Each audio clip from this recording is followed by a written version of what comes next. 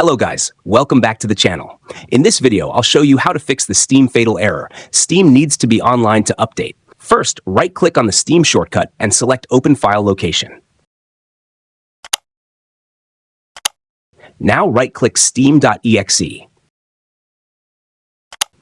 Click Properties. Then go to the Compatibility tab.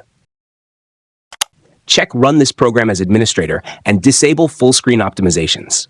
Click Apply and OK. Now open Steam and see if the error is fixed. If not, right-click steam.exe again. Open Properties and go to the Shortcut tab. Copy the path from the target field. Press Windows R. Paste the path, add a space, and type /repair at the end. Click OK and wait for the repair process to finish. If the problem still exists, press Windows R, type inetcpl.cpl, and press OK. Go to Connections LAN Settings.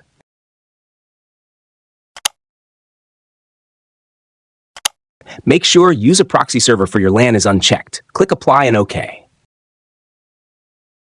Now restart Steam and check if the error is gone. That's it. If this video helped you, don't forget to like and subscribe. Thanks for watching.